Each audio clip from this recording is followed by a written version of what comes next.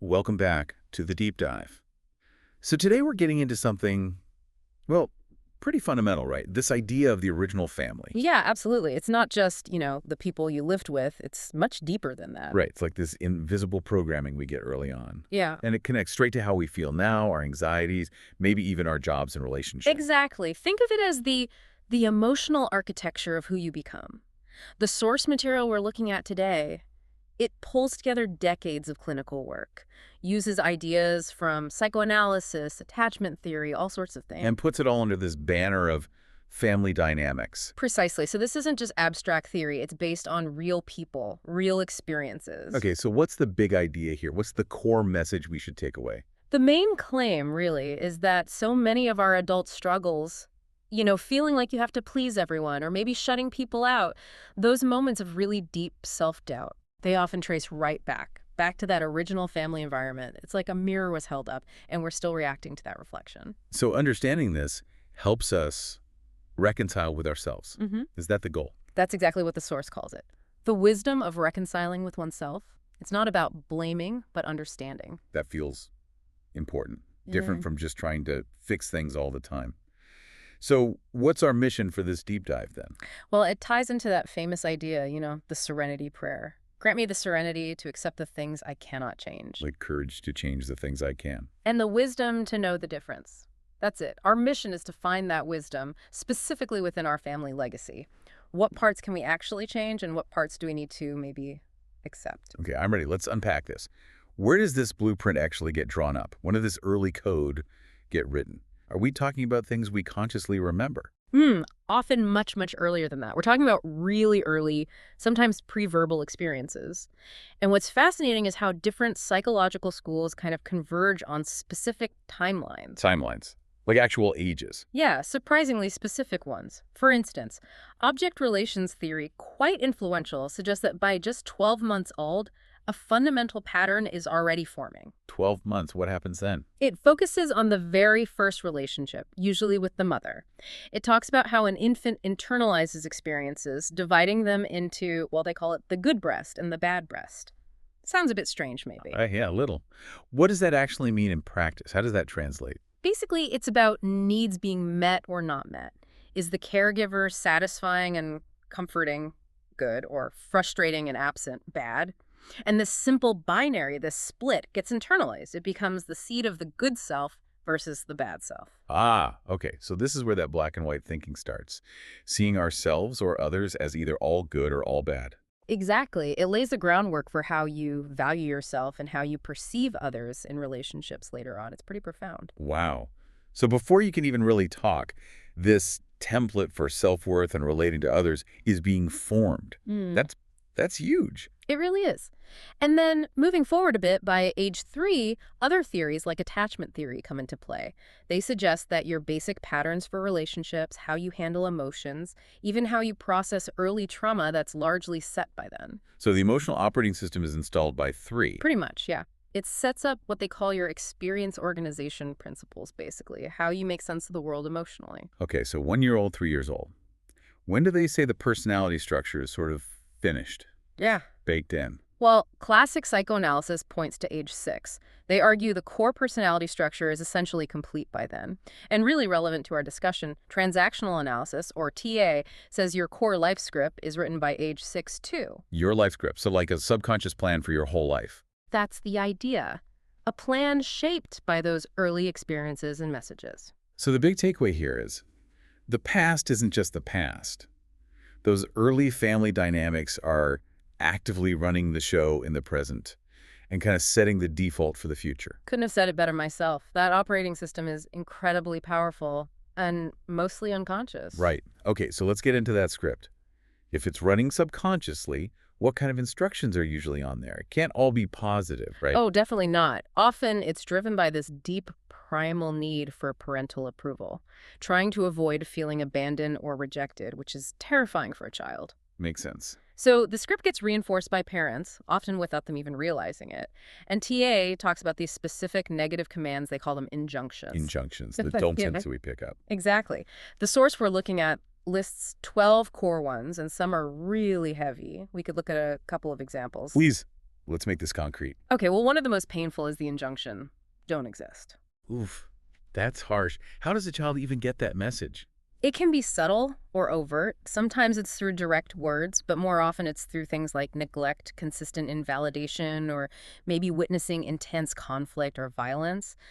The child basically internalizes this feeling of being a burden, being unwanted, being extra. And how does that play out later in life? It often leads to really deep-seated feelings of low self-worth, like you don't belong anywhere, maybe chronic emptiness.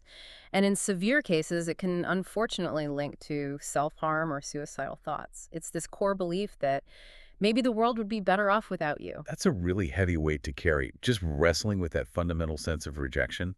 What's another common one that might trip people up, maybe even successful adults? Another really common one, especially if parents were maybe quite controlling or perhaps their own self-worth was a bit fragile, is don't succeed. Wait, don't succeed. Why would a parent send that message? It sounds backwards, right?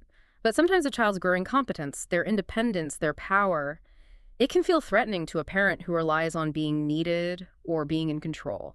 Unconsciously, of course. So the child's success feels like a challenge to the parent's identity or role. Exactly. And the child, wanting to stay loyal, wanting that connection, might subconsciously pick up on this and internalize the idea that it's safer, maybe more loving, to stay small, to not outshine the parent. Wow, okay, so how does that look in adulthood? It can manifest in all sorts of ways, maybe chronic procrastination on big projects, intense anxiety right before a major achievement like an exam, a promotion, a presentation, or even finding ways to sabotage things just as they're about to succeed. Like the person who gets mysteriously sick right before the final interview for their dream job. Precisely that kind of pattern. They're subconsciously fulfilling that old injunction. Don't get too big, don't be too successful. And this ties into that idea of loyalty, too. Sometimes people repeat their parents' patterns maybe in relationships, like if their parents divorced almost as a way of staying connected to the family script. It's like you're following a map you didn't even know you had. Okay, this paints a pretty clear picture of how powerful this early stuff is. So, the big question, how do we escape it? If the script is so deep, how do we change without just causing more pain? This must be where that wisdom comes in. Exactly. This is the crucial turning point. And the source points out something really interesting here, a common trap we fall into. Which is? We often pour all our energy, our courage, into trying to change other people, our partner, maybe our kids, even colleagues. We try to fix them. Right, we think if they changed, everything would be fine. But at the same time, we often just accept our own ingrained patterns, our own psychological ailments as fixed. We become passive about our own stuff. So we try to change the unchangeable in others and accept the changeable in ourselves. That's backwards. Totally backwards.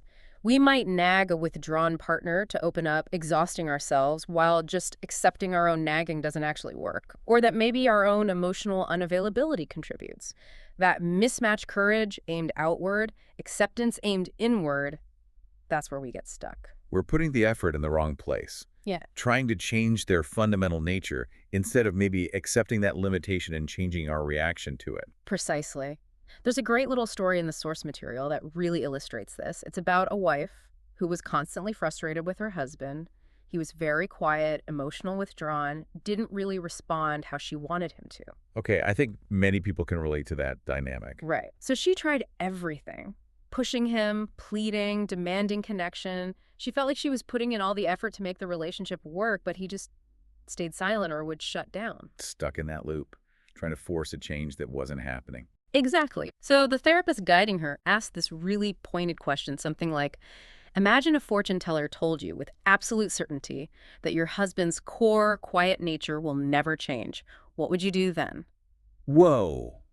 That forces you to confront the limit, doesn't it? Yeah. What did she say? Well, apparently there was a long pause. Then she had this kind of breakthrough. She said something like, I guess I'd stop pushing him on that. I'd let it go.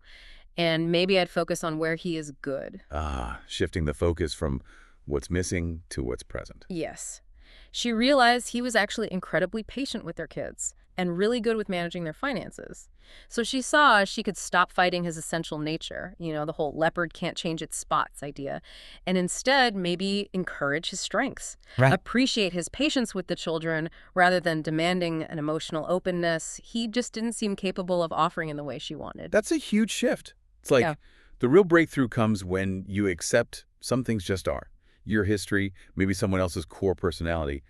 Accept it with What did the source call it? Respect and release. Respect the reality of it and release the struggle against it. Respect and release. I like that. And once you do that, you're free to put your energy where it can make a difference, changing your own response, your perspective. That's the key. That acceptance unlocks the door to actual change.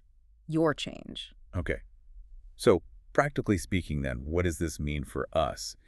If we manage to accept those limits, what are the actual steps towards, well, growing beyond that original script, towards reconciliation? The source outlines 4 key steps, really, towards achieving that kind of psychological freedom and becoming more authentically yourself. All right, let's hear them. First, and maybe the most fundamental, is separation.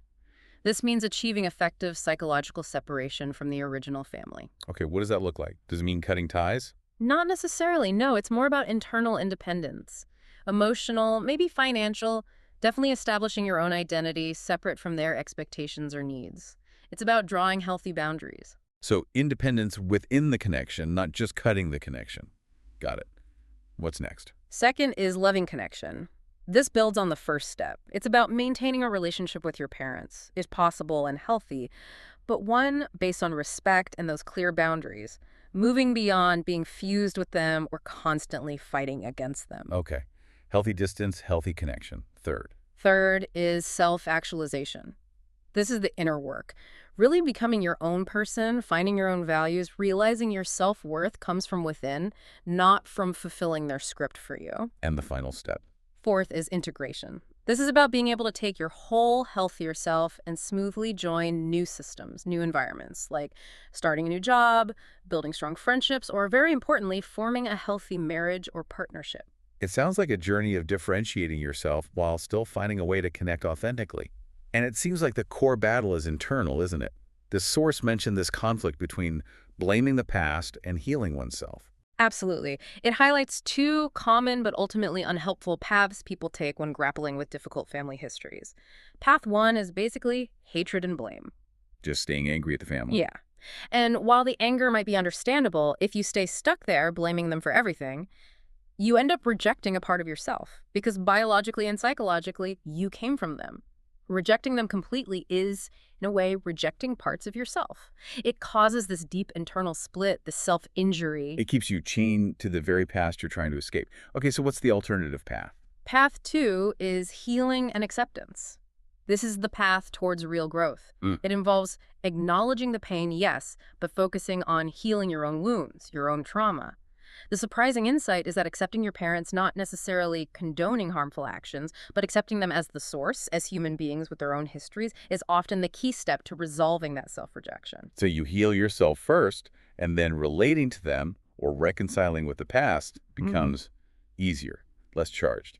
Exactly. The focus shifts from changing them or blaming them to healing you. That feels much more empowering. It is, and it leads us to a final thought, maybe something provocative for you, the listener, to reflect on. Lay it on us. Okay, so we generally accept that our growth and development before age 18 is heavily influenced by the quality of the relationship our parents had with us, right? Yeah, that makes sense. The environment they created. So the question is, what determines the quality of our growth after age 18?